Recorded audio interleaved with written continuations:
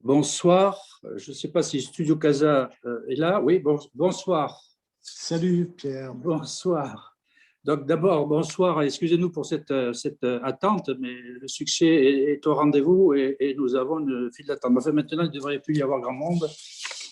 Tout le monde devrait rentrer dans les quelques minutes qui suivent. Donc nous commençons. Bonsoir donc à toutes celles et ceux qui nous ont rejoints, qui nous regardent. Bonsoir Philippe Brassac. Bonsoir. Bonsoir Denis Marquet. Bonsoir. D'abord, je vous remercie, Philippe Brassac, d'avoir accepté de participer à titre amical à cette Angel conférence que nous organisons régulièrement avec notre association Méliès et Business Angel. Donc, ce sont des conférences sur des thèmes différents. Habituellement, ces conférences sont destinées à nos adhérents, mais ce soir, nous avons voulu l'ouvrir au Crédit du Languedoc, avec lequel nous avons un partenariat actif. Et je me permets de saluer à ce titre Christian Rochon, son directeur général, qui, je crois, doit être en salle ce soir. Voilà. Donc, les invités qui nous écoutent, Philippe Brassac, c'est donc des business angels, bien sûr, des clients et des cadres du Crédit Agricole, mais aussi un bon nombre de personnes actives dans l'écosystème entrepreneurial. En deux mots, l'association Méliès, parce qu'un certain nombre des participants ne la connaissent pas, c'est une association qui réunit des personnes physiques qui investissent dans des startups innovantes. Alors, l'investissement est à deux niveaux, financier bien sûr, mais aussi en tant qu'un investissement personnel, bénévole, pour accompagner les chefs d'entreprise dans leurs projets. Nous avons, depuis sa création, 2006, nous avons eu à peu près 300 investisseurs sur plus d'une quarantaine de startups, et pour un montant apporté de l'ordre de 5,7 millions. Voilà, je m'arrête. Gilles Roche, notre président, qui nous écoute également, il reviendra en clôture très rapidement. Après ces quelques propos introductifs, la visioconférence, bien sûr, sera entièrement consacrée à votre intervention, M. Brassac. À vos côtés, je n'ai pas présenté Denis Marquet, donc il servira d'animateur de cette intervention. Et Denis Marquet, donc, qui est directeur de la communication du groupe Crédit Agricole. Je précise, et ce sera mon dernier point sur l'organisation de la conférence, je précise que les participants peuvent poser des questions tout au long de l'intervention, et cela au travers du chat. Personnellement, je vois toutes les questions qui seront posées, je les synthétiserai et si vous permettez, je vous les poserai à la fin pour que vous puissiez y répondre. Voilà, pour accéder au chat, dernier point technique, si vous avez un ordinateur, c'est normalement en bas de votre bandeau sur une fonction qui s'appelle converser. Si vous avez une tablette ou un iPad, c'est plutôt en haut pour la même fonction. Voilà pour l'organisation. Philippe Brassac, vous êtes donc le directeur général du Crédit Agricole SA, on ne vous présente plus, on vous voit sur toutes les chaînes de télévision pratiquement. Le Crédit Agricole SA, donc, qui est une structure qui est la structure tête de réseau du groupe Crédit Agricole, dont le socle, bien sûr, sont les 39 caisses régionales qui sont, comme la caisse du Languedoc, des banques de plein exercice sur leur territoire. Si tout le monde connaît la marque du Crédit Agricole, peut-être que beaucoup ne savent pas ce que vous représentez en termes de groupe. On connaît la marque, on connaît bien son agence agricole de proximité, et pas forcément le groupe. Alors, quelques mots, je voudrais le caractériser. Première banque française, 10e banque mondiale, si je crois, en fonction des fonds propres et du total bilan. Vous êtes une banque de proximité et vous gérez un peu plus de 50 millions de clients dans le monde entier, dont une vingtaine, si je dis des bêtises, vous m'arrêtez, dont une vingtaine à peu près en France, avec bien sûr le réseau des 39 caisses régionales, mais aussi avec LCL, qui est votre filiale.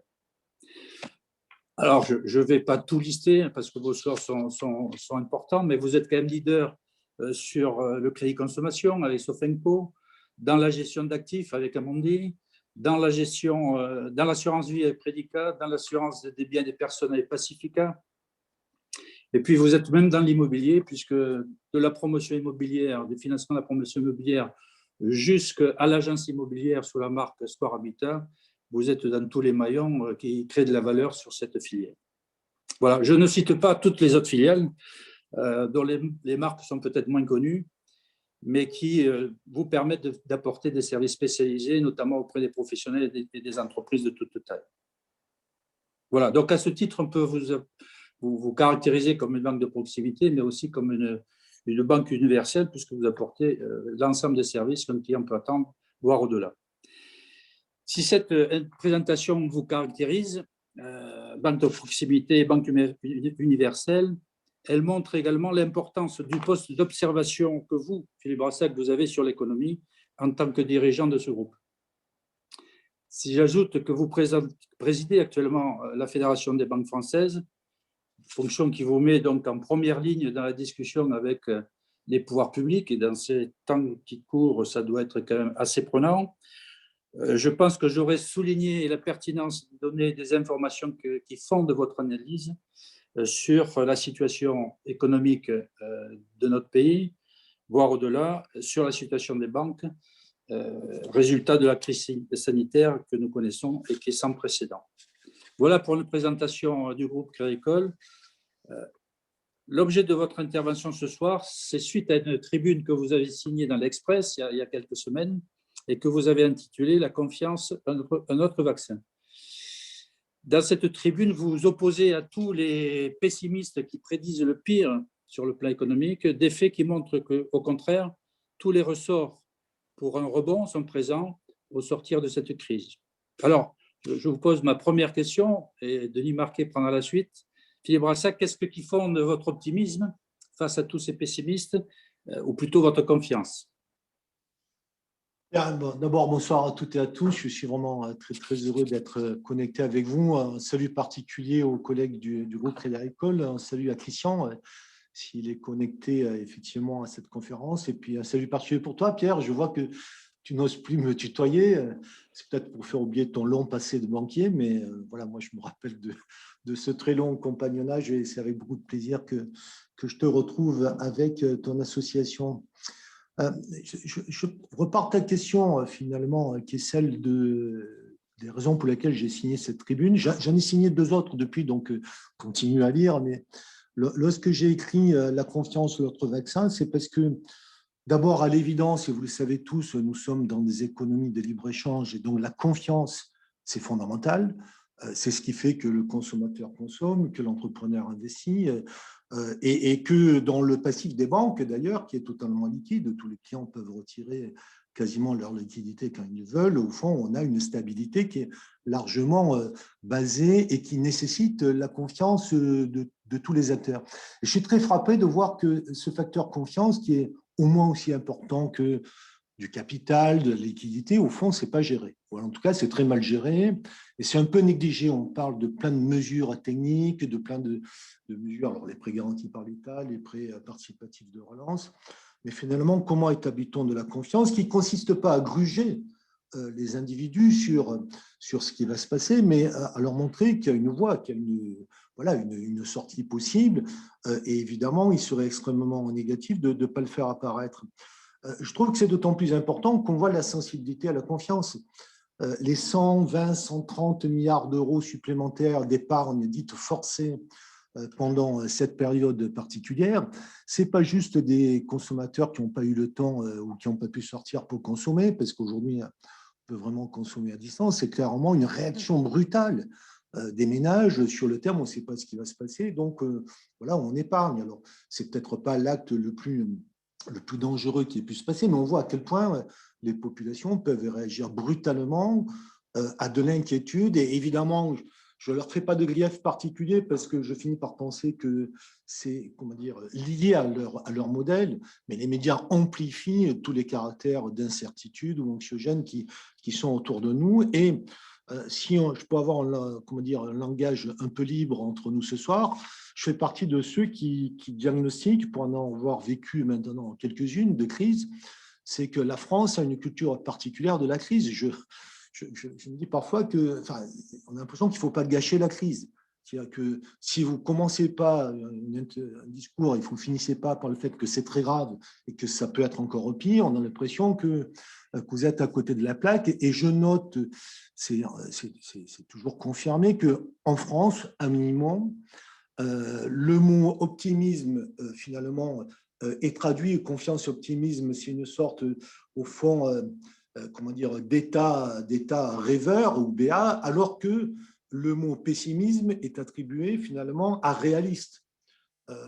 Rendez-vous compte, enfin, il n'y a aucune raison de penser que les pessimistes sont plus réalistes que les optimistes. Pourtant, c'est quasiment un synonyme dans la langue française. Donc, et au-delà de ça, pour avoir vécu, Pierre, tu t'en rappelles, les crises de 2008, crise financière, puis les crises de la zone euro, on voit à quel point comment dire, l'inquiétude peut façonner des idées fausses et qui vont demeurer d'ailleurs très longtemps. J'ai vécu, et Pierre devait encore être à Provence-Côte d'Azur, je pense à la Caisse régionale à l'époque, en 2008, les banques prêtent plus. C'est vraiment produit typique de l'inquiétude de masse. Nous, on passait notre temps, et le jour où c'est parti très fort, je venais d'inaugurer une agence dédiée au crédit immobilier à Cannes, et je sors et j'entends partout les banques prêtent plus. Et j'ai beau aller sur des plateaux télé, notamment de FR3, pour dire bah si, on prête. On avait mis derrière les bus des gros panneaux, vous entendez dire que les banques prêtent plus, venez chez nous, rien n'y a fait. Tout le monde a imprimé qu'à un moment donné, on s'est arrêté de prêter. Et en plus, vous avez beau regarder les stats a posteriori en disant mais regardez, il n'y a pas eu de trou, peu importe. Il s'est établi dans l'imagerie collective que les banques se sont arrêtées de prêter pendant, je ne sais pas, quelques semaines ou quelques mois. On a la même, comment dire, fausse idée urbaine, légende urbaine sur les banques qui ont été sauvées par les contribuables à la même époque. Et aujourd'hui, on ose à peine le dire. Alors maintenant que la fumée est un peu retombée, on essaie de rationaliser tout ça. Tout le monde beaucoup sont convaincus que le contribuable a mis à la poche pour sauver les banques en France en 2008 ou 2009. Il n'y a pas eu un seul euro dépensé pour le sauvetage des banques, à l'exception particulière du franco-belge Dexia. Toutes les autres n'ont pas coûté un seul euro aux contribuables français. Et c'est connu, c'est affirmé, même le Premier ministre de l'époque le répétait, mais peu importe. Ça a été dit, ça a été répété, et encore aujourd'hui, vous avez dans la culture générale commune l'idée qu'à l'époque, l'État et les contribuables ont largement mis la main à la poche pour aller recapitaliser les banques. C'est dans les faits faux, mais c'est comme ça. Et donc, ce que je veux dire par là, c'est qu'il ne faut vraiment pas sous-estimer ce qu'on appelle la confiance, mais qui, pour moi, consiste juste à essayer d'expliquer les choses, à les montrer telles qu'elles sont, parce que comment dire, l'objectif aujourd'hui qui commence à devenir consensuel, et entre la Tribune, sur l'Express, maintenant ça a tout de même un peu évolué. Il y a encore quelques semaines, et c'est sûr quelques mois, dire qu'on pouvait survivre paraissait relever de l'idéalisme. Aujourd'hui, quand même, il y a un regard qui est plus directement braqué sur la reprise, sur la relance, qui est massive en Chine, qui va être massive aux États-Unis d'Amérique. Et donc, le débat n'est plus de savoir s'il faut avoir confiance pour ne pas avoir avoir peur de collapser et de mourir dans cette crise. Je parle sur le plan économique, cela va de soi. Mais la question, c'est de savoir s'il y a suffisamment de confiance pour que l'Europe, la zone euro et la France redémarrent le plus vite possible, aussi fortement que les autres, parce que pour le coup, si on met 6 mois pour se reprendre confiance en nous-mêmes, là, c'est sûr, on va se décaler par rapport aux grandes autres zones économiques. Et on sait en particulier, je vais m'arrêter là-dessus, que notamment dans cette guerre économique, la guerre du vaccin en fait partie. Ce sont des informations qui sont connues, mais qui sont finalement assez peu diffusées. On sait qu'aux États-Unis d'Amérique aujourd'hui, mais en Grande-Bretagne, c'est le cas aussi, il y a plus de doses que de population et il y a des interdictions formelles à l'exportation vers le reste du monde. Et ce n'est pas qu'un aspect de protection, on va dire, sanitaire des populations. Il y a clairement cette idée que si vous repartez plus tard, vous allez quand même perdre quelque chose sur le plan économique, sur le plan de la compétitivité, sur le plan des marchés. Et donc, il y a une guerre économique qui est aussi celui de la confiance et à l'envers d'entretenir la défiance et donc les phénomènes finalement de manque de dynamique. Donc voilà, c'est la raison pour laquelle nous attendons tous une vaccination massive en France pour clairement relibérer l'économie. Mais si on ne libère pas la confiance, cet autre vaccin dont on a absolument besoin, il est évident que nous serions tout autant pénalisés. Alors, vous disiez que la confiance s'améliore avec les explications et vous disiez aussi que finalement, en France, on aimait bien ne pas gâcher la crise. Alors, finalement, de quelle crise on parle et comment vous la percevez, cette crise que nous traversons? Ça me permet, en reprenant ce joke en disant on n'aime pas gâcher la crise, ça me permet quand même d'expliquer pourquoi il y a ce problème-là et qui rend la communication très difficile. C'est que si vous exprimez, si vous relativisez les difficultés, et si vous exprimez qu'on peut s'en sortir et massivement, vous êtes taxé, vous êtes soupçonné au fond d'indifférence au malheur qui est autour de vous. Et des difficultés et des malheurs, il y en a beaucoup, objectivement.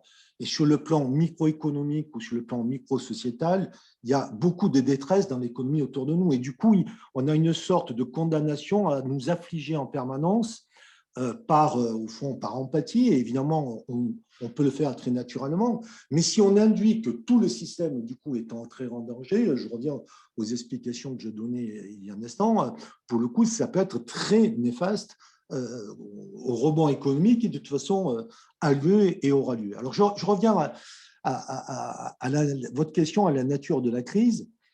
Ce qui me paraît assez extravagant dans cette crise, et je sais que j'ai échangé avec quelques-uns d'entre vous, y compris avec toi, Pierre, pour les vœux de fin d'année, où étant assez optimiste, tu m'avais renvoyé quelque chose du type, mais bon, sur quelle planète vis-tu, puisque il se passe beaucoup de choses graves tout autour de nous. Ce qui est frappant dans cette crise, c'est que sa nature exacte et les moyens qui sont pris pour en sortir ne sont pas observés de façon à minima consensuelle. Et je pense qu'il y a une énorme myopie dans ce qui est en train de se passer. Il faut se rappeler que c'est une crise sanitaire, strictement sanitaire, et que la contagion à la sphère économique ne se passe que par les mesures de protection des populations qui induisent des contraintes, voire des interdictions d'activité extérieures à la sphère économique. Autrement dit, ce n'est pas au départ une crise économique, c'est une crise sanitaire sur laquelle les mesures de protection viennent abîmer, voire détruire l'économie. Alors vous allez me dire, au fond, que ce soit la cause de l'effet, est-ce que ça change beaucoup de choses? Oui, ça change énormément, parce que si c'était une crise économique, et on en a vécu tout au long des décennies, les remèdes et les diagnostics et pronostics ne sont pas les mêmes. Pour rétablir la compétitivité des prix, de l'offre, des échanges, les réformes nécessaires ne sont pas de la même nature que de laisser survivre les entreprises à qui vous interdisez de l'activité pour protéger la population, de telle sorte que quand la crise sanitaire soit finie, elle soit toujours là et présente. Et donc, ce à quoi on assiste, ça commence à être plus clair dans les esprits, mais il a fallu quasiment un an pour le comprendre, c'est que toute la stratégie des États, de façon générale, en tout cas des États qui ont des moyens financiers considérables et qui ont la confiance monétaire de la planète, c'est-à-dire grosso modo les grands pays développés de l'Asie, les États-Unis d'Amérique et quelques pays au fond dans lesquels on peut rajouter le Canada ou des pays comme ça, et puis la zone euro, l'Europe en tant que telle. Mais ce qui se passe aujourd'hui, c'est que les États ont décidé dès le départ, souvenez-vous du discours du président de la République, du président Macron, le premier soir annonçant le premier confinement, c'est quoi? C'est de protéger l'économie des conséquences d'une crise qui lui est totalement externe. D'où le fameux « quoi qu'il en coûte », qui n'est pas une ode à dépenser sans fin par principe, mais l'idée que ça nous coûterait beaucoup, beaucoup plus cher de ne pas protéger une économie qui allait bien, de laisser aller un chômage et qui nous coûterait très cher, d'envoyer au tapis beaucoup d'entreprises qui ne seraient plus là pour la reprise et qui, du coup, dans le temps, entre les charges de chômage, entre la baisse des impôts, entre la baisse des cotisations et toute l'économie qui s'effondre, nous coûterait dans le temps beaucoup plus. Et donc, toute la stratégie de l'État, ça a été, eh bien, on va ponter, on va établir un bridge, un pont. On se fait souvent reprocher d'utiliser trop de termes anglo-saxons à juste titre, mais enfin, je trouve que cette image est la plus simple à exprimer, un pont au-dessus de la crise sanitaire pour que, grosso modo, toutes les entreprises qui étaient présentes en mars 2020 soient toujours présentes lorsque la crise sanitaire sera terminée. Et je voudrais vous faire observer qu'il y a tellement peu de compréhension que ça, que mars, avril, mai, la majorité des observateurs, qu'ils soient de la rue ou qu'ils soient professeurs d'université, disaient « ça ne va pas marcher, on va dans le mur, les finances vont exploser » et tout le monde, rappelez-vous, avait prévu le mur des faillites de septembre 2020. titre personnel, je me demandais pourquoi septembre, pourquoi pas le mois d'août. C'est peut-être qu'on est en congé en août, pourquoi bon. Et puis septembre, ça n'a pas eu lieu, on a dit octobre, on a dit novembre. Et puis évidemment, aujourd'hui, on commence à se dire que le problème n'est pas celui-là, mais que le problème, ça va être le prix payé par les États pour avoir mené et réussi cette opération. Et je voudrais juste souligner que, d'une part, cette stratégie fonctionne, elle marche réellement. La première preuve, ça a été que dès que l'économie a été relibérée en juin, juillet l'année dernière, c'est reparti en V, massivement. Aucun observateur n'acceptait la prévision que ça partirait en V. Et donc, nous étions déjà chahutés, nous, au Crédit Agricole, en disant, si, normalement, il n'y a pas de raison. Une fois que vous réouvrez l'économie, si vous avez protégé les entreprises, elles seront toujours là et la consommation devrait repartir plus vite. Et ce tissu économique aujourd'hui, il est toujours présent, il a été préservé fondamentalement et il est toujours prêt aujourd'hui à se remobiliser pour le futur. Donc, c'est une stratégie qui a marché fondamentalement. Et je voudrais préciser que, du coup, comme les esprits ont évolué ensemble, oui, ok, bon, voilà, s'établit un nouveau vocabulaire. Le vocabulaire, c'est quoi aujourd'hui? C'est celui que l'économie serait sous perfusion, qui est un terme très médical et très pathologique, sous-entendant que quand on débranchera, voilà, les cadavres économiques devraient apparaître, ou que, au fond, on a refusé de prendre le coût de la crise et que ça sera payé fondamentalement par les années futures. Et là-dessus, je voudrais préciser deux choses, et je n'essaie non pas de faire prophétie d'optimisme et de décrire fondamentalement les choses. Le premier élément, c'est que sur cette histoire, finalement, de perfusion ou pas, je trouve que le terme est totalement impropre parce qu'on met sous perfusion un patient malade. Ce n'est pas le cas, l'économie n'était pas malade. Ce qui s'est passé mécaniquement, c'est qu'il a été décidé de reléguer par des aides publiques des chiffres d'affaires manquants par interdiction administrative. Évidemment, l'opération inverse devra se produire par la suite et que le coût de ce portage-là, il n'est pas envoyé au futur, il est payé au fur et à mesure. Sinon, vous n'auriez pas un tel déficit dans le budget de l'État en 2020. Vous n'auriez pas des entreprises qui, malgré ce, se seront nettement moins enrichies ou se seront appauvries dans cette phase-là. Et vous n'auriez pas eu un coût du risque dans les banques qui a quand même été multiplié par 2 ou par 3. Donc, on ne peut pas prédire exactement ce qui va se passer, mais il faut se lever de l'esprit que le coût de la crise serait juste différé, comme si l'État, finalement, par mauvaise réaction ou par jeu d'autruche, se disait je ne veux pas de crise économique en 2021, elle aura lieu en 2022-2023, où je ne perds rien maintenant, mais ça va être monstrueux pour la suite. Donc, le scénario est en train de fonctionner, le coût de la crise est pris au fur et à mesure, ça renvoie à une question de dette, mais sur laquelle on reviendra après, y compris dans les provisions sur les banques, et normalement, le scénario qui consiste à relibérer l'économie, à faire redescendre les relais d'aide publique au fur et à mesure que les chiffres d'affaires peuvent repartir, eh bien, il peut fonctionner. Et je ne dis rien d'autre. Je dis juste que cette stratégie est jouable, mais dans les ingrédients nécessaires au fait de jouer et de gagner, il faut y croire. Il ne faut pas commencer à baisser la tête et se dire que finalement, tout ceci ne fonctionnerait pas. Donc voilà, sur le scénario en tant que tel, je continue à espérer et à pronostiquer qu'il n'y aura pas de mur de faillite. Ce qui va se passer, c'est qu'en 2020, nous avons eu une baisse très artificielle du nombre de faillites, à peu près 30 ou 35 000, lorsque la moyenne annuelle est à 50 000 habituellement. Les experts, pessimistes ou pas, pensent qu'on va remonter à 45 000 en 2021.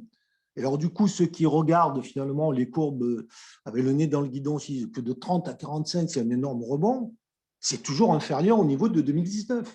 C'est toujours inférieur au niveau de 2019. Et on pense dans les scénarios les plus réalistes que nous aurons donc une remontée des faillites en 2021, entre guillemets, des faillites normales de la vie économique, encore inférieure à 2019, et que par contre, en 2022, nous devrions avoir un ressaut probablement 10% au-dessus de ce qui était normal en 2019. Mais si au total, on a un scénario où on a finalement une baisse des faillites par les relais économiques qui ont été mis en place par l'État, une remontée dès 2021 Et au fond, pas plus que le niveau de plus 10% en 2022, ça voudrait dire que, au fond, le scénario aura été gagné. Simplement, il y aura une facture qui s'appelle la dette publique qui sera passée d'un certain niveau à beaucoup plus, mais là encore, c'est une autre histoire, sans doute sur laquelle on va revenir. Donc là, vous venez nous dire finalement le concept, le soutien de l'État fonctionne, mais il y a eu beaucoup de travail de la part des banques dans ce scénario et ces dispositifs mis en place par l'État. Je pense bien sûr au PGE. Alors, ça fonctionne comment et ça fonctionne bien Sur les aides d'État, de façon Oui, générale? absolument. Est-ce que En fait, sur les aides d'État, il y a eu deux dispositifs. Il y a deux grands temps. Il y a celui au fond, de préserver les entreprises et donc de les sauver de problèmes de trésorerie. La grande opération d'aide directe, parce que les prêts garantis par l'État, c'est un additif. Mais la première opération, c'est le chômage partiel, la prise en charge directe d'aide par l'État, soit d'aide directe, soit d'aide temporaire, puisqu'il y a des choses qui devront quand même être payées ensuite. Il y a les prêts garantis par l'État en très, très peu de temps. On les a mis en place et la profession bancaire en a distribué aujourd'hui 800 000 pour 125 milliards d'euros, qui au passage sont pour à peu près encore pour 90 milliards à 100 milliards dans la trésorerie actuellement des entreprises, c'est-à-dire qu'elles n'ont pas été consommées en termes d'absolue nécessité. Et puis, on passe, et Bruno Le Maire est très clair là-dessus, dans la phase de relance et donc dans la possibilité de distribuer des prêts participatifs ou des obligations dans les deux cas de relance pour que, une fois l'essentiel du tissu économique préservé, nous mettions les boosters possibles et nécessaires aux entreprises et qui ont une capacité à rebondir et sur lesquelles on a collectivement tous intérêt à ce que le rebond soit le plus rapide et le plus vite possible. Et tout ceci, effectivement, est en train de se dérouler, grosso modo, comme ça avait été prévu, à un bémol près, ou plutôt un dièse près. C'est que quand vous regardez tout ce qui est en train de se passer depuis mars 2020 et les prévisions qui avaient été faites, elles ont toutes été battues in bonis, toutes, sur la croissance, sur le niveau du chômage, sur tout ce qui avait été prévu. On a finalement eu des prévisions qui étaient assez fiables, mais à chaque fois réalisées en mieux qu'en moins bien, ce qui est d'ailleurs une des caractéristiques des crises. Pendant la crise, naturellement, vous voyez l'avenir moins bien que ce qui va se passer, sinon vous êtes déjà en sortie de crise et non plus dans le moment où vous perdez vos repères. Alors, justement, les banques ont été mises beaucoup à contribution, des entreprises sont plus en difficulté. Est-ce que finalement, les banques françaises sont suffisamment solides pour traverser cette crise? Alors, on vit ça à chaque fois. Hein. On l'a vécu en 2008, on l'a vécu en 2012. Le premier risque, c'est la contagion de la défiance au système bancaire en tant que tel. Et quand le banquier dit on est solide, en général, ça ne prouve rien, puisque évidemment, on a tout intérêt à le dire et à le rappeler, mais c'est vital parce que je peux vous dire par expérience que de façon malsaine ou pas, le nombre d'observateurs qui prédisent et qui presque souhaiteraient qu'on passe de la crise sanitaire à la crise économique, à la crise bancaire, à la crise financière, sont quand même très, très nombreux. Et quand je vois encore aujourd'hui des déclarations dont je ne comprends pas l'intérêt de la Banque centrale européenne ou du supérieur qui disent « mais vous savez, le pire est possiblement encore devant nous », en théorie, ils ont raison, mais en pratique, je ne vois pas vraiment l'utilité de ce type de prédiction. Et donc, il faut en revenir aux faits et aux chiffres. La solvabilité et la solidité des banques, ça se mesure, ça ne se déclare pas. Et cet indicateur, c'est le Core Equity Tier 1, c'est-à-dire les fonds propres que nous avons relativement au risque que nous prenons. En France, ils sont élevés. Le groupe Crédit Agricole, le minima réglementaire de solvabilité, c'est autour de 9%. Nous sommes à 17,3%. Fait partie des banques les plus solides au monde. La plupart des banques françaises sont très solides. BPCE n'est pas loin, Crédit Mutuel est à ce niveau. BNP Général sont autour de 13%. Donc voilà le panorama pour des minima réglementaires qui sont plutôt entre 7 et 9%. Donc nous sommes extrêmement solides. Et en 2020, nous avons affronté à la fois cette situation, nous avons affronté les risques qui quand même sont apparus, avec des résultats qui ont décru, mais qui sont restés très corrects. Grosso modo, les banques ont délivré 2 tiers de leurs résultats habituels et elles ont monté leur solidité. la solvabilité des banques françaises sur la période s'est accrue. Et à cet instant, je vais toucher du bois, mais il n'y a plus de questions, il n'y a plus d'interrogations sur la solidité des banques françaises. Et clairement, on le disait depuis le début, ça s'est avéré, les banques françaises font partie de la solution, elles ne font pas partie du problème. Alors, on voit qu'il n'y a pas de, comme vous le dites, pas de questions sur la solidité des banques françaises, mais en revanche, il y a des questions sur les mouvements de concentration des banques. Et à votre avis, est-ce qu'on va assister en France ou à l'étranger à un mouvement de concentration des banques? Alors, ce qui crée ce paradigme et ces questions-là, qui d'ailleurs, comme toujours, enfin, je trouve que les rumeurs médias sont toujours beaucoup plus fortes que la réalité. Est-ce que les consolidations vont s'accélérer, etc. Il y en a combien aujourd'hui? J'en connais deux. Intesa avec Ubi, la déclaration de, ça c'est en Italie, et la déclaration en Espagne de Caixa avec Bankia. Et c'est tout. Et ça fait 1 an qu'on parle de l'accélération des consolidations en Europe. Ce qui se passe fondamentalement, alors je ne sais pas ce qui va se passer exactement, mais ce que je peux décrire, c'est l'état du système. On a des superviseurs, des régulateurs qui sont, j'en suis certain, allés trop loin en termes d'exigences prudentielles pour les banques. Trop loin, ça veut dire qu'aujourd'hui, grosso modo, en passant par des changements de calcul et d'évaluation, pour 1 euro de financement de l'économie, nous devons mobiliser 2 à 3 fois plus de fonds propres comparé à ce que nous faisions avant la crise 2008.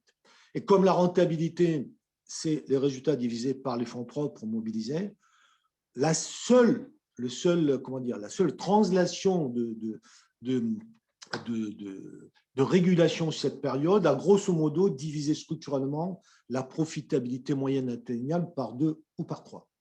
Et du coup, on voit des superviseurs, je le dis comme je le pense, qui sont passés pendant 5-6 ans du dogme too big to fail, il fallait être plus petit.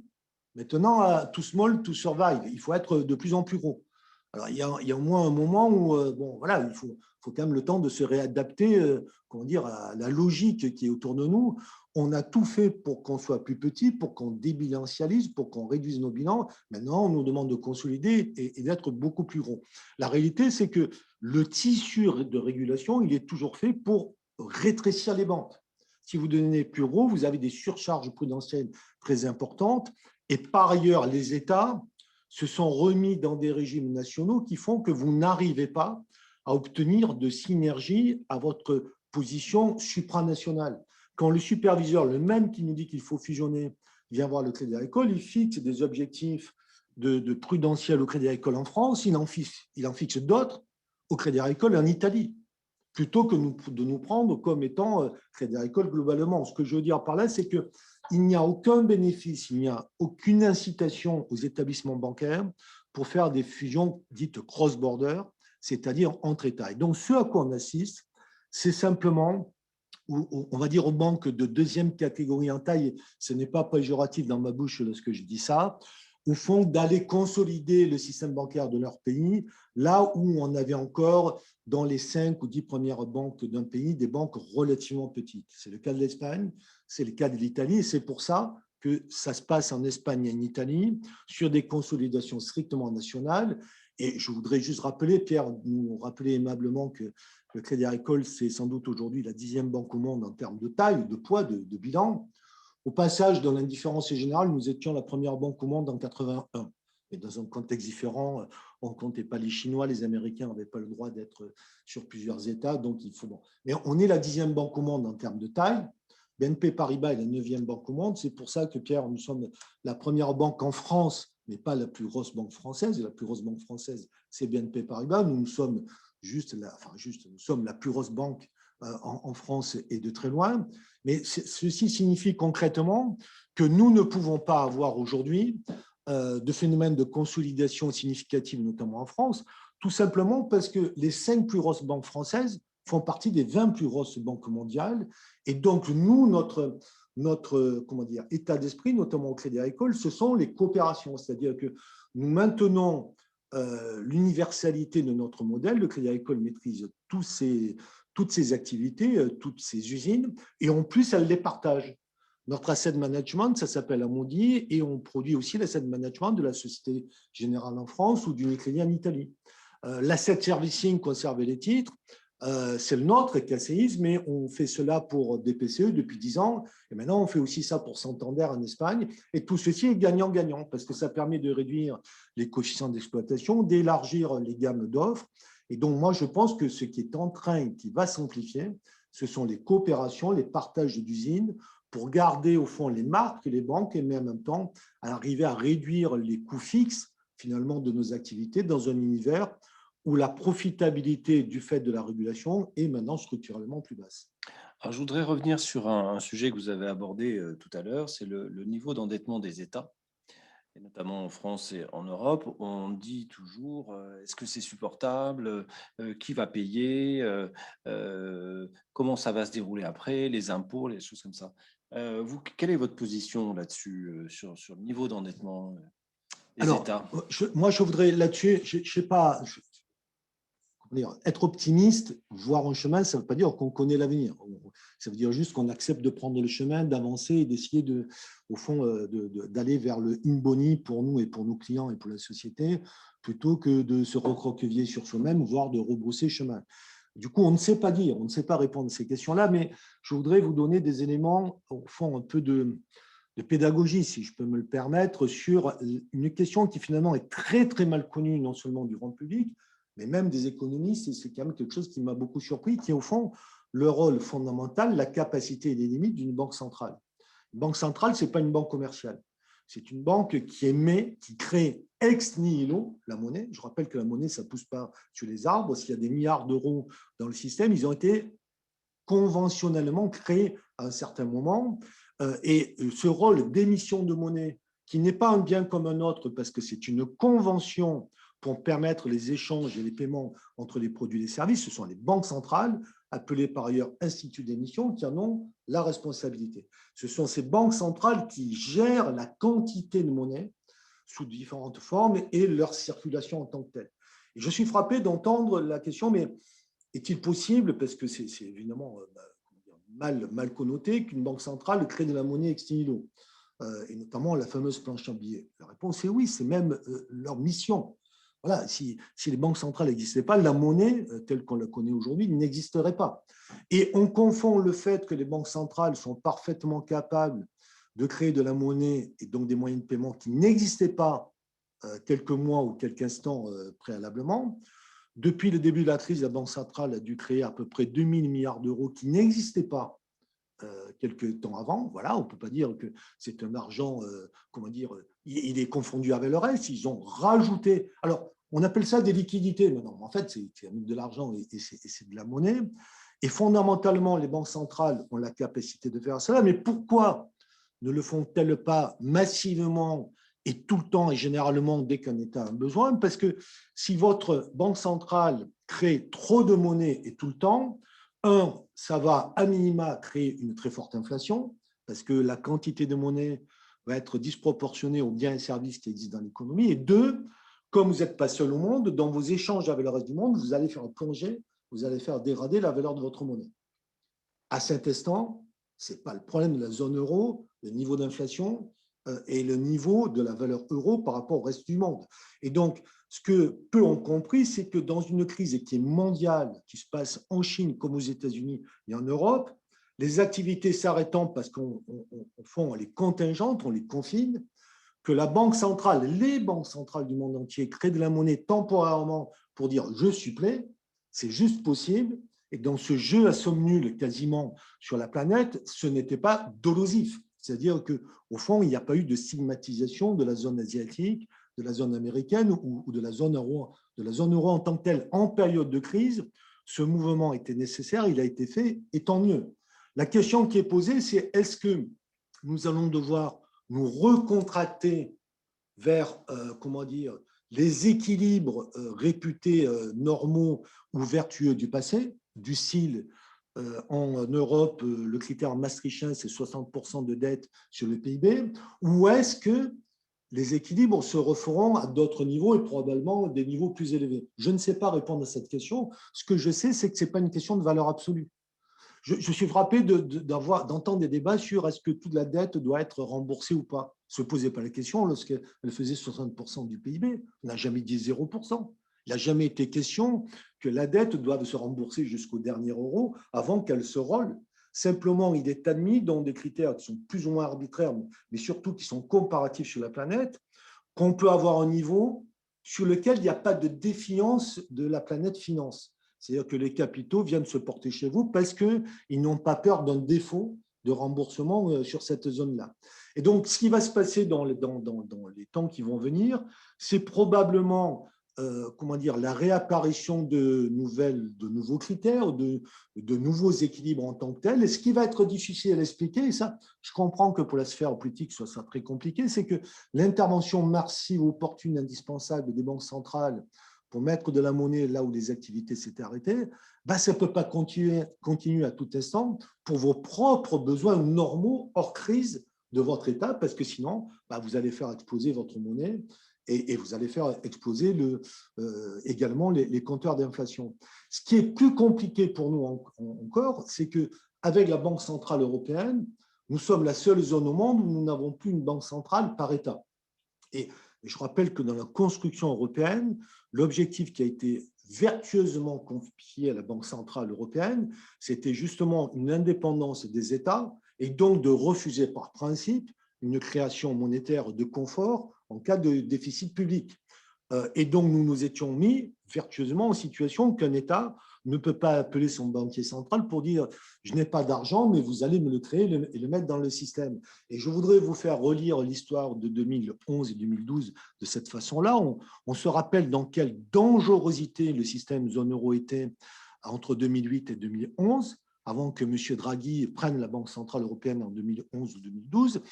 Pas parce que M. Draghi a eu une vertu, une bague magique particulière, mais parce que jusqu'à lui, nous sommes restés sur le dogme des temps normaux, c'est-à-dire que la Banque centrale ne doit pas intervenir, et son fameux « whatever it takes » de 2012 qui arrête la crise de la zone euro, c'est juste le retour à la normalité mondiale, c'est-à-dire que si le politique le décide, tout en comprenant les effets néfastes que ça peut avoir dans le temps, la Banque centrale est prêteur en dernier ressort. Ça a arrêté la crise tout de suite.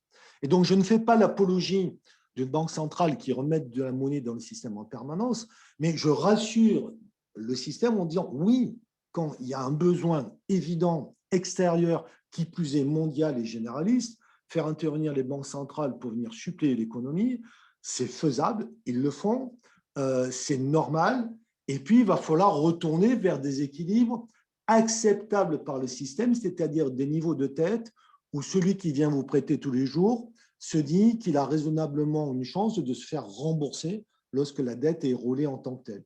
Et cet équilibre-là suppose finalement une confiance relative par rapport au reste du monde, et surtout ça suppose une maîtrise, c'est-à-dire que quel que soit le niveau, on ne soit pas dans une tendance de dégradation permanente.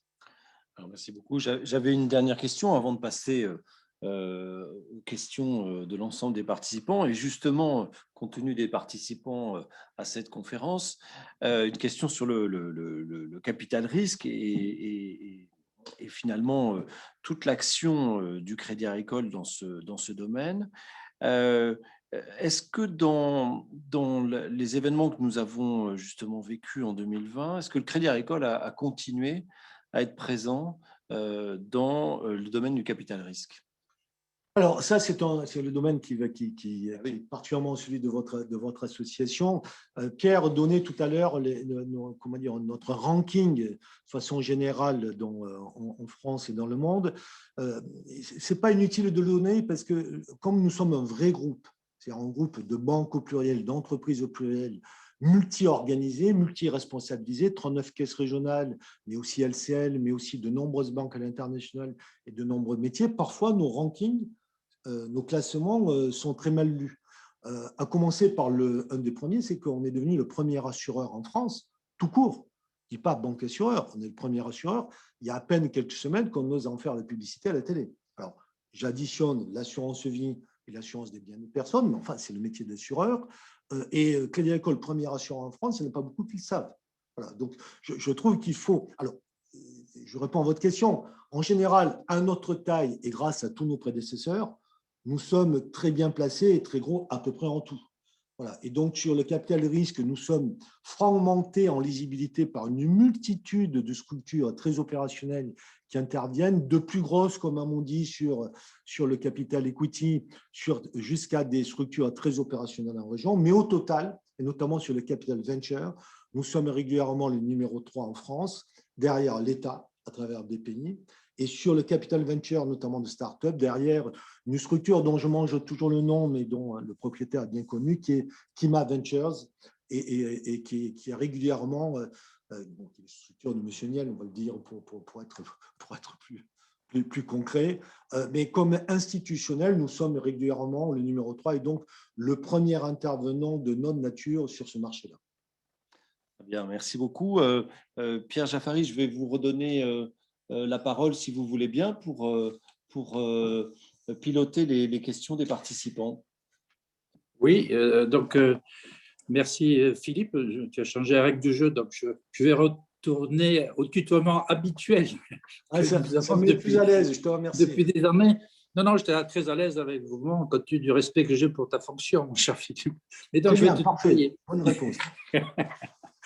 Donc, quelques questions, d'abord qui tournent sur, finalement, après-crise, qu'est-ce que va faire l'État pour aider les secteurs économiques en difficulté?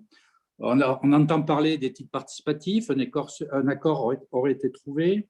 Quels sont les objectifs de ces prêts? Est-ce qu'ils vont remplacer à l'euro les PGE? Quelles sont les conditions d'octroi? En fait, tout ce qui va tourner autour de finalement, quelles mesures quand on va, alors je reprends le terme que tu n'aimes pas, on va lever la perfusion. Mais alors, à la partie des questions, est-ce que ça va remplacer à l'euro les PGE? Surtout pas, ça n'a strictement rien à voir. D'abord, dans un premier cas, il y a 125 milliards d'euros, dans l'autre, il y a 20 milliards d'euros, donc on n'est pas du tout dans les mêmes ordres de grandeur, mais surtout, ce n'est pas les mêmes dispositifs.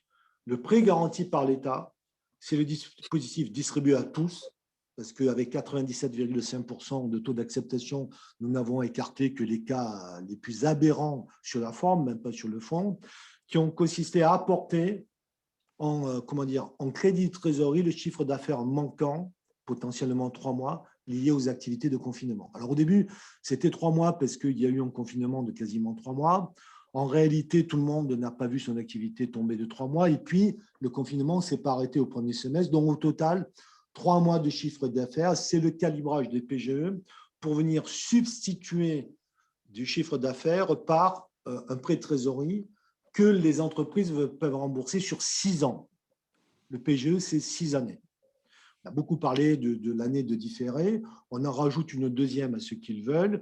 Mais le client, au bout d'un an, c'est en train de se décider maintenant, décide lui seul, soit de rembourser tout de suite, soit de rajouter 1, 2, 3, 4, 5 années d'amortissement de ces capitales. Donc, les PGE vivront leur vie. D'abord, on en distribue jusqu'au 30 juin 2021 et ils vivront leur vie jusqu'à mi-2026 ou voire mi-2027. Puisque je dis 6 années à partir de la distribution, et c'est un mécanisme en tant que tel de protection et de sauvegarde des trésoreries par rapport au confinement et aux arrêts d'activité. Le prêt participatif, et je rajoute, c'est très important par rapport à la suite, c'est que même si nous parlons aujourd'hui de la relance et du rebond, les deux phases vont se superposer. On a des secteurs et notamment tout ce qui est café, hôtel, restaurant, tourisme, événementiel et mobilité de façon générale, qui sont toujours aujourd'hui contraints et parfois très durement contraints. Et donc, l'esprit et les idées, au fond, à la fois d'aide directe de l'État, de prêts garantis par l'État ou de moratoire des crédits, ça va se prolonger aussi longtemps qu'il le faut pour amener ces entreprises à la sortie de crise sanitaire. Et je reprends les propos du ministre, il faut oublier personne. Quand je dis personne, c'est qu'il ne s'agit pas par principe de sauver chaque entreprise, mais il ne faut pas laisser tomber les professionnels et les entreprises qui n'auraient eu d'autres problèmes que l'interdiction d'activité. Et donc, on va continuer à avoir sur cette période-là, et c'est une question à la fois d'équité, Ce n'est pas normal qu'on fasse 90% de l'effort, que pour les 10% derniers, on dise bon, ben là, on n'en peut plus, ça suffit, on s'arrête. Donc, il faut continuer ça. Et c'est une question d'efficacité, parce que pour rebondir, l'économie, elle a besoin de tous. Si vous y réfléchissez un instant, le rebond de chacun, il sera plus fort si c'est le rebond de tous. Je ne tire pas les cheveux, comment dire, ou je ne coupe pas les cheveux en quatre en affirmant que café, hôtel, restaurant, c'est tout aussi indispensable au rebond de l'économie, y compris de nos industries ou y compris d'autres secteurs, parce que l'économie, c'est systémique. Ça a besoin de tout, du transport, de la scolarité, de l'éducation, des loisirs, de tout. Donc voilà, cette première phase, elle va continuer, mais les outils sont de nature différente. Les PGE, c'est une logique, remboursabilité sur 6 ans. Et puis, au même moment, on a besoin d'aider certains à rebondir plus vite. Et plutôt, du coup, les entreprises dont on ne doute plus de leur capacité de rebond. C'est pour leur permettre d'accélérer. D'ailleurs, les prêts participatifs soutenus par l'État ou les obligations de relance vont être réservés aux entreprises au moins notées 5+. C'est pour les PME et les ETI, pas pour les professionnels qui sont trop petits pour ce type d'outils de quasi-fonds propres, ni les très grandes entreprises qui vont aller sur le marché sans difficulté pour aller chercher des fonds propres, en tout cas si elles ont la capacité de le faire. Et donc, ce qui a été annoncé là, c'est la mise en œuvre en avril de la distribution par les banques de prêts participatifs soutenus par l'État et d'obligations de relance. Le premier mécanisme devant être plus important en volume que le second, pour une enveloppe globale de 20 milliards d'euros, des prêts participatifs qui, entre nous, et c'est mon dada habituel, auraient pu être portés par les banques tout court, mais que BAL 3 ont tué. Ça fait 10 ans qu'on ne fait plus de prêts participatifs parce que la réglementation internationale qui nous a imposé nous demande des surcharges en capital qui nous ferait demander aux clients du 10 ou du 15% d'intérêt. Et donc, autant dire que c'est absolument impossible. Et donc, l'État intervient aujourd'hui, non pas pour soutenir avec 30% de possibles prises en charge des pertes. L'État va mettre 3, 4 ou 5 milliards d'euros dans le système pour prendre en charge 30% des premières pertes. Non pas parce que ça s'adresse à des entreprises en difficulté, mais parce que s'il ne vient pas bonifier le système, nous ferions payer trop cher les prêts participatifs aux entreprises et de l'autre côté, les assureurs et en fait l'épargne collective qui viendrait financer cela n'arriveraient pas à toucher les 2% de rémunération qui sont en droit d'attendre sur quelque chose qui quand même porte un risque en tant que tel. Donc l'État intervient pour bonifier un système qui a été en fait tué par la réglementation, par excès prudentiel. Pour ceux qui recherchent au fond des victimes expiatoires d'un excès de régulation, vous avez les prêts participatifs. Ils n'existent plus dans le système bancaire actuel, il faut que les États viennent soutenir. Donc c'est ça qu'on va démarrer, avec 2 phases qui vont se tuiler, maintenir l'aide nécessaire en trésorerie aux entreprises qui seront toujours dans la difficulté de chiffre d'affaires liée au confinement ou restrictions d'activité, et en même temps, permettre à quelques-unes d'entre elles, quelques-unes d'autres, même si les deux peuvent se cumuler, mais quelques-unes d'autres de rebondir plus vite. Alors, une question autour toujours de la relance et notamment de cette masse d'épargne supplémentaire qu'ont fait les Français à l'occasion de cette crise. Et les questions tournent autour finalement comment diriger cette épargne vers l'économie, notamment pour favoriser la consommation, favoriser les entreprises. Est-ce que vous avez une vision au Crédit Agricole? Est-ce que l'État a déjà des outils qu'il prépare? Alors, je vous invite à une excellente future tribune, toujours de ma part, dans l'Express cette semaine, où le titre va être « L'épargne ne dort jamais ». Alors, pour ceux qui ont un minimum de références comptables, je pense que c'est le cas de tous, mon raisonnement est très simple, le passif égale toujours l'actif. Il faut arrêter avec cette idée qu'il y a de l'épargne qui dort, ça n'existe pas. Quand vous prenez, il y a 2 types d'épargne en France, il y a l'épargne bilancielle, celle qu'on met dans le bilan des banques, les dépôts à vue, l'épargne réglementée pour la partie qui reste dans le bilan des banques, et les PEL, pour faire simple. Tout ça, ça fait tous les crédits à l'économie, aux entreprises, aux particuliers, crédit consommation, crédit à l'immobilier, et il n'y en a pas assez, puisque les banques vont chercher sur les marchés des ressources de marché pour compléter leur bilan. Il n'y a aujourd'hui structurellement, mais depuis très longtemps, pas assez d'épargne bilan pour financer tous les crédits à l'économie. Donc, lorsque nos dépôts à vue gonflent ou l'épargne liquide sur les livrets gonfle, ça vient juste permettre aux banques d'être plus à l'aise sur le financement en crédit en tant que tel. Et puis, il y a le deuxième type d'épargne qu'on appelle hors bilan. Je ne vais pas parler de l'épargne en vif, c'est-à-dire ceux qui souscrivent des obligations ou des actions, il n'y a même pas de question à se poser, on voit directement la destination. Mais tout le reste, c'est l'épargne collective, gérée par des fonds d'assurance vie ou directement des asset managers. Il y a un recouvrement entre les deux, puisque souvent les fonds d'assurance vie sont gérés finalement par des asset managers. Là, il faut dire les choses simplement. L'assurance vie en euros, ça finance les États. C'est bourré de titres d'État. Quand l'État émet des OAT, c'est les assureurs vie qui les financent. Donc, ne pensez pas que l'épargne, elle dorme. Elle va financer l'État français massivement aujourd'hui. Quant à l'assurance vie en unité de compte, elle dit exactement vers quoi elle veut aller, c'est-à-dire à tel type de zone géographique ou tel type d'activité ou tel type d'entreprise. Et si ce sont des OPCVM ou des fonds communs de placement, vous avez aussi directement la destination qui est prise. Donc, la question de y a-t-il de l'épargne qui dort pour être mobilisée vers l'économie réelle est une fausse question. Tocqueville disait que les idées fausses, si elles étaient simples, elles paraissaient vraies. C'est exactement ce paradigme-là. Ce que j'expliquais est un peu long à expliquer, mais c'est la vraie vérité. Il n'y a pas d'épargne qui ne fasse du financement de l'économie. En revanche, si la question, je pense que la question, c'est de savoir si on doit inviter les épargnants, surtout ceux qui se sont improvisés un peu plus épargnants dans la période, pour financer plutôt tel type d'activité, les crédits à l'économie par les banques ou l'État par l'assurance vie en euros ou les entreprises en direct ou par des unités de compte ou par des fonds communs de placement de PCVM, c'est tout à fait possible. Mais alors, à ce moment-là, et c'est le plaidoyer que je mets dans la tribune que je vais signer dans l'Express, il faut un minimum de constance. On ne peut pas sans arrêt de temps en temps appeler l'épargne, aller vers les entreprises, et la prise de risque et le capital, et en même temps entretenir un climat délétère contre les actionnaires et les profits des entreprises. Il faut choisir entre les deux.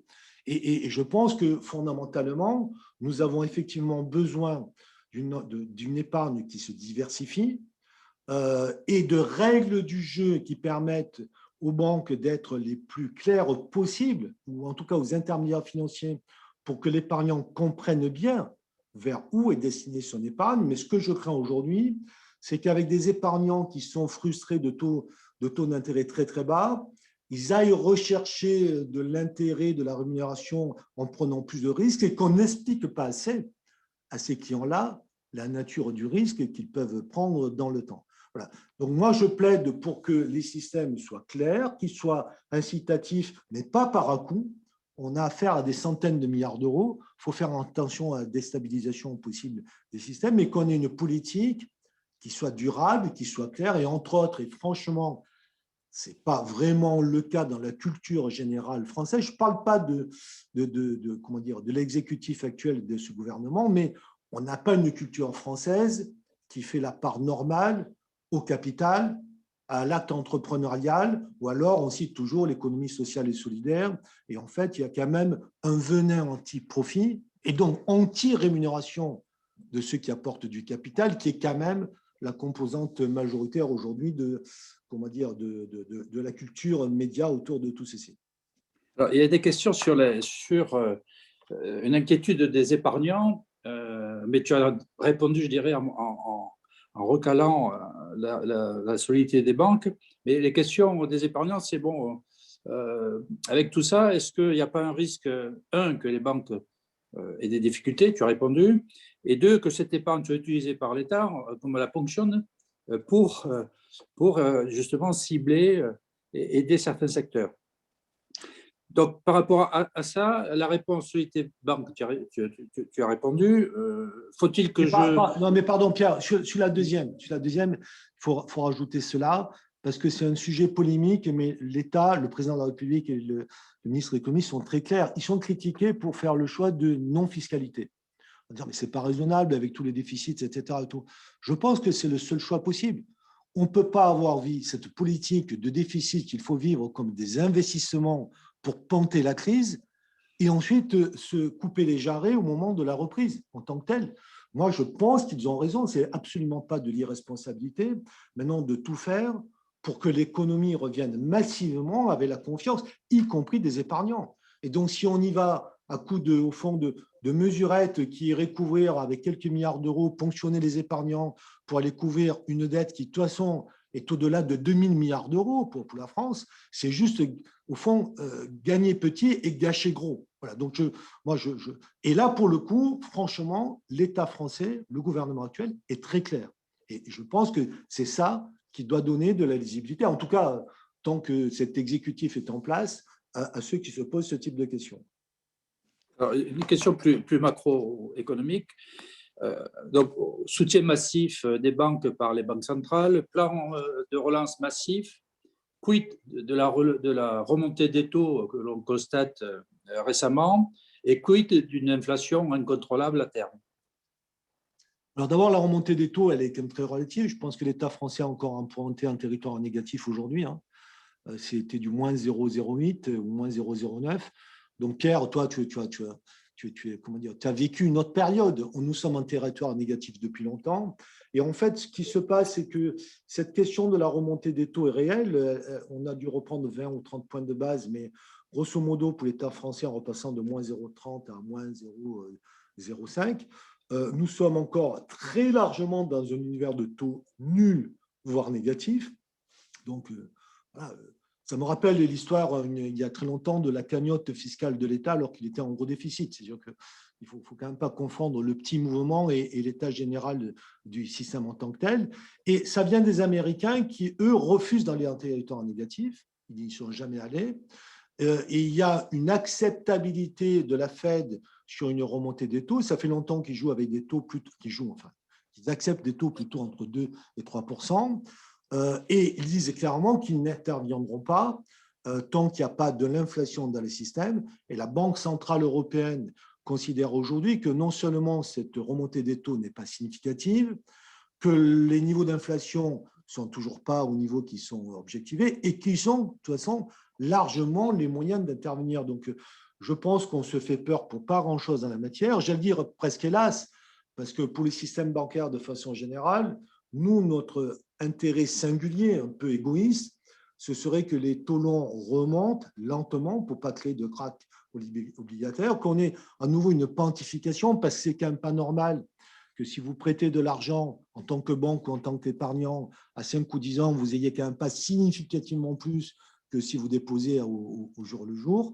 Et on a intérêt à ce que les choses se repentifient lentement. Mais je fais le pari, je fais l'hypothèse, que nous sommes en glacification. De toute façon, que le système est aujourd'hui maîtrisé et glacifié par des banques centrales qui ne soutiennent pas massivement les banques, qui soutiennent les États, indirectement, parce qu'il interdit pour la Banque centrale européenne de financer directement les États, mais ça revient au même. L'argent qui est accessible aux banques en refinancement de façon quasiment illimitée aujourd'hui, c'est ce qui permet aux banques, ou des États, au trésor des États aujourd'hui de se financer, de refinancer sans limite. Donc je ne crois pas du tout à un risque de dérapage des taux d'intérêt, ni à un retour violent de phénomènes d'inflation qui semble être un serpent de mer que plus personne n'arrive à attraper, parce que ce n'est pas une question d'intervention des banques centrales, c'est une question de changement de monde de l'économie. L'économie, comment dire, de la distance, premièrement, l'économie, la globalisation du monde, qui fait qu'aujourd'hui, on paie structurellement beaucoup moins cher des produits et des services parce qu'ils viennent de Chine et de l'Asie. C'est beaucoup, beaucoup plus puissant que ce que, au fond, les banques centrales peuvent régler aujourd'hui. Donc, on a plutôt le sentiment que le problème, au fond, des autorités monétaires, c'est leur incapacité à réactiver un minimum d'inflation dans les systèmes. Et les questions sont nombreuses. Alors, je vais essayer de faire très court pour les formuler. Que convient-il de faire de la dette Covid? Tu connais le débat. Faut-il l'annuler? Faut-il l'étaler? Faut-il jamais la rembourser? Mais en fait, moi, ce que je vois là-dedans, d'abord, il n'y a pas de dette Covid. C'est-à-dire qu'elle est, pour de vrai, comptablement, elle est comment dire, mélangée totalement avec le reste de la dette. Ce qu'on appelle la dette Covid, c'est l'augmentation brutale de la dette liée à la crise. mais elle n'est pas, comment dire, typée et originalisée. Donc, il y a confusion de tout ceci, ça va de soi. Et dans la période, je rappelle que ça enrichit l'État, puisque ça fait lever plus de têtes en territoire négatif. Et donc, pour l'instant, le compte d'exploitation de l'État, c'est plutôt bonifié de cela. Non, ça revient strictement à la question de tout à l'heure, c'est quelle sera la cible raisonnable et équilibrée d'un nouveau pivot de dette sur PIB qu'il faudra atteindre. Et donc, la question est beaucoup plus importante de rééquilibrer, au fond, que la dette ne s'accroisse pas, plutôt qu'elle diminue. Franchement, enfin, on le sait entre nous, hein, lorsque les critères de Maastricht à 60% ont été déterminés, ils ont été quasiment totalement au hasard. Ça tombait 60%, c'était la moyenne du moment. Ça aurait été 30, on aurait dit que la vertu c'était 30. Ça aurait été 100, on aurait dit que la vertu c'est 100. Dans d'autres contextes, c'est le cas du Japon, la dette sur PIB c'est de 240%. Le système est très différent, mais à 240%, il reste pour autant équilibré. Donc, la question, c'est de savoir où vont être les nouveaux équilibres mondiaux en tant que tels. Mais je pense que la vraie dangerosité, ce n'est pas de savoir si on remboursera la dette ou pas, c'est de poser la question. Parce qu'en fait, se met derrière ça beaucoup de fantasmes politiques au sens vrai du terme, notamment de ceux qui pensent que finalement la monnaie est quelque chose de tellement arbitraire qu'au fond on pourrait s'en passer ou on peut la créer de façon illimitée. Et faute ou incapacité pour l'État d'expliquer que la monnaie, on peut la gérer, mais il faut aussi la maîtriser, eh bien il est plus simple de dire tout court pour certains qu'une dette, ça se rembourse jusqu'au dernier euro, et que pour d'autres, plus révolutionnaires, plus Che Guevaristes, de dire non, mais il n'y a qu'à tout effacer en tant que tel. Je trouve que ce qui est dangereux, c'est le débat, en fait, aujourd'hui, plutôt que de se concentrer sur la relance économique et les effets vertueux qu'aura la relance, c'est-à-dire la reconstruction des comptes des entreprises d'abord, et puis des comptes publics par ailleurs. Une question sur les mécanismes fiscaux. Est-ce qu'il ne serait pas intéressant pour l'État de mettre en place des incitations fiscales pour favoriser le financement des entreprises, et notamment au niveau du haut de bilan? Je vais peut-être vous choquer, surtout dans l'association qui est la vôtre. En réalité, je pense que d'abord, les entreprises se financent très facilement. Il faut se le dire. Voilà. Et je le dis massivement. C'est observé par tous les systèmes internationaux. La France a un système financier à la fois de marché, mais aussi bancaire, qui est un des plus massifs, des plus fluides et des moins chers au monde. Et donc, l'accès au financement est très généralisé. La question est très peu coûteux. Peut-être que les prêts participatifs ne marcheront pas, non pas parce qu'il n'y a pas de besoin, mais parce que l'accès au crédit normal, c'est même moins cher que ça. Et toutes les entreprises qui sont in boni aujourd'hui, à mon avis, n'auront aucun problème d'aller chercher du crédit normal en quantité encore supplémentaire. Non, la question fondamentale, ce n'est pas d'inciter l'épargne ou les banques à les prêter plus ou mieux, c'est d'aider les projets à être rentables. Parce que la question fondamentale, ce n'est pas est-ce que finalement on finance correctement les entreprises ou pas. La question fondamentale, c'est qu'est-ce qu'on fait pour que les business émergents qui ont peut-être besoin de support arrivent à être profitables au moins à moyen et long terme. Et donc de donner de la profitabilité potentielle aux projets, de telle sorte que les systèmes financiers, qu'ils soient collectifs sur les marchés ou qu'ils soient bancaires, viennent faire leur boulot normalement, c'est-à-dire de l'avance de crédit qui normalement doit être remboursée. Et je pense qu'on confond beaucoup cette question-là. L'accès au financement sous-entendu par rapport à des entreprises, des business qui sont statistiquement et normalement rentables se fait sans aucune difficulté en France. Et on confond cela avec est-ce qu'on prend suffisamment de risques, sous-entendu avec l'argent des autres, parce que c'est toujours l'argent des épargnants ou du contribuable in fine, qui est une autre question. Et je pense que sur des business émergents, notamment liés à l'environnement, à la nouvelle économie, au green de façon générale, ben oui, il faut que la puissance publique vienne plutôt sécuriser et booster des métiers émergents qui ont besoin d'être aidés pendant quelques années, voire plus longtemps, avant d'arriver à leur taille critique et au point mort nécessaire à leur rentabilité. Alors, une question qui intéresse les business angels, Alors, il y a beaucoup de mots anglais, donc tu connais mon niveau. Je vais essayer de traduire en français. Déjà, dans Business Angel, vous faites quand même 100%. Quand même. Donc, les business angels investissent en amorçage principalement pour passer ensuite la main au niveau de VC et ainsi pouvoir réinvestir. Qu'en est-il de la partie VC de Crédit Agricole? C'est-à-dire, quelle est votre stratégie, votre politique en la matière? Et c'est là que je dis qu'on est numéro 3 en France depuis très longtemps, derrière l'État et derrière le fonds particulier, enfin les fonds particuliers de M. Niel. Parce que c'est une partie qui reste effectivement extrêmement risquée. Et elle l'est d'autant plus que ça, c'est très positif. Même en 2020, enfin, notamment en 2020, on a battu les records de création d'entreprises en France. Alors, ce sont des entreprises individuelles, ce sont des initiatives. Il y a, comment dire, une propension à la création d'entreprises et au fond à l'auto-entreprise ou sous de différentes formes qui est très, très forte. Donc, il y a beaucoup de business possibles. Et du coup, naturellement, ce n'est pas critique ou une insulte en disant ça, la qualité moyenne de survie possible de ces affaires-là est naturellement assez médiocre. Mais c'est normal, c'est Schumpeter qui l'a traduit dès le départ. Il faut que les entreprises passent le mur de la preuve de leur utilité, de leur profitabilité en tant que telle. Et donc, je pense que pour les business angels et pour tous ceux qui font, au fond, à la fois leurs affaires, leur profession, mais aussi leur passion d'être sur ces amorçages-là, il va y avoir de plus en plus d'initiatives à suivre. Je pense que ça va être vraiment passionnant en tant que tel. Et c'est vrai, tu soulignes quelque chose et qui est parfaitement vrai, c'est que les systèmes plus institutionnels, il faut qu'ils grippent dessus, qu'ils grippent à certains moments. Ça existe partout, il n'y a pas de trou dans la raquette. Mais c'est vrai que c'est moins institutionnalisé, en tout cas dans le groupe comme le nôtre. Comme nous sommes multiformes, et tant mieux parce que nous sommes un groupe très, très décentralisé, c'est plus difficile d'avoir des politiques générales en la matière. Chaque structure a sa propre politique. Et donc, il est difficile pour moi de te répondre de façon générique sur ce que nous faisons sur tout ceci. Simplement, je constate a posteriori que, vu notre rang au niveau national, nous sommes au moins organisés pour être très actifs là-dessus. Une dernière question, parce que l'heure tourne.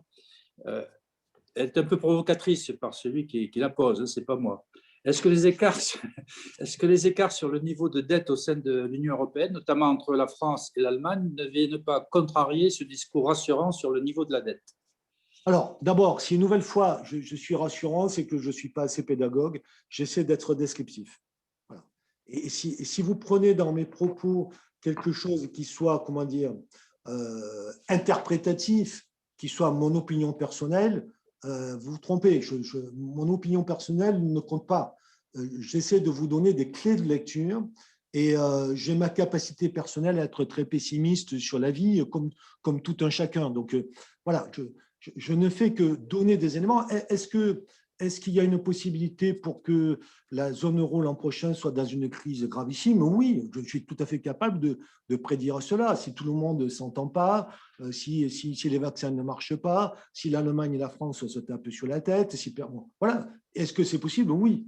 Donc, je veux une nouvelle fois simplement montrer le manque de lisibilité, le manque de pédagogie, et pour dire les choses autrement, le manque de professionnalisme de beaucoup de ceux qui commentent l'économie aujourd'hui et qui le prennent sous un angle particulier, dont le principe commun est le pessimisme et au fond l'attractivité des propos par le côté, vous savez, dans un monde qui est très quand même complotiste, tous ceux qui prévoient que ça va mal se passer, ils sont plutôt lus et écoutés que d'autres. Donc non, je vais rester là-dessus parce que je ne sais pas de quoi sera fait l'avenir. Ce qui est sûr, c'est que quand vous êtes aux affaires de façon générale, vous savez, vous, que ce qui va se passer, c'est ce que vous faites, vous. L'avenir, c'est quoi? C'est la somme des lendemains qu'on va vivre. Et donc, je vais répondre à la question, c'est ce que je fais demain. Vous savez, dans la crise, au premier confinement en mars 2020, lorsqu'on s'est retrouvés dans nos bureaux tout seuls, à plus savoir à qui on parle, sous quelle forme, on pouvait décrire les choses en noir ou se dire on va faire en sorte que. Beaucoup d'entre vous, mais les collaborateurs du groupe Crédit Agricole peuvent s'en souvenir. Moi, j'ai fait ce que j'ai pu. J'ai fait une vidéo en disant allez-y, soutenez vos clients. Ça paraît être une pub, ça n'était pas une, c'était vraiment une consigne d'état d'incertitude en tant que tel, parce que la seule chose dont on était certain, c'est que si l'économie s'effondrait, notre environnement s'effondrait, nous avec. Et je trouve d'ailleurs, allez, je vais être pour le coup volontairement positif et optimiste en disant cela, c'est qu'en période de crise, il y a des choses beaucoup plus saines qui apparaissent. Vous savez, quand on dit est-ce que les entreprises doivent, au fond, travailler dans l'intérêt de leur environnement? Mais là, si on ne le fait pas, on est mort avec tout le monde. L'avantage de la crise, c'est qu'au moins c'est radical. Est-ce qu'il est normal d'avoir des raisons d'être pour travailler dans l'intérêt des clients de la société?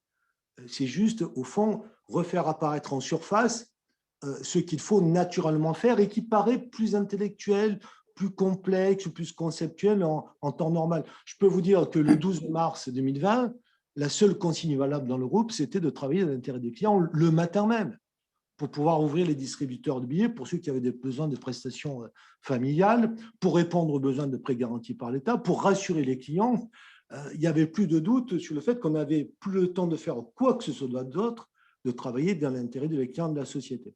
Et donc, le seul message que je peux vous faire passer, mais plutôt en tant que dirigeant qu'en tant que banquier, c'est qu'on ne devrait pas se poser des questions d'optimisme ou de pessimisme, on devrait se poser que des questions de responsabilité et de dire, et nous, qu'est-ce qu'on fait dans ce contexte-là? Et pour le coup, quand vous avez passé votre journée à faire de votre mieux, ça vous suffit pour pas en plus vous poser la question de savoir si les choses vont bien se passer ou plus mal se passer.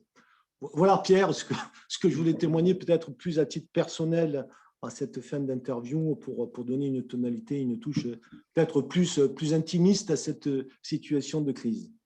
Merci Philippe. J'ai une dernière question, mais elle est hors sujet, donc je ne la poserai pas. Ça te donnera l'occasion de revenir dans quelques mois ou quelques années oui, pour y d'attiser répondre. ma curiosité. Je te reconnais. Merci. Merci à toutes et tous. Bon vent et bon Alors, courage pour vous nous n'avons pas terminé complètement puisque je vais passer la parole à Gilles Roche qui va dire quelques mots de clôture. Merci Philippe, merci Monsieur Marquet. Eh bien, ce que je dirais d'abord, c'est merci pour activement, Monsieur Brassac, pour votre point de vue, qui a été vraiment passionnant sur nos rapports à avenir proche. Hein, vraiment, nous sommes plus que concernés par ce qui va nous arriver et sont assez inquiets.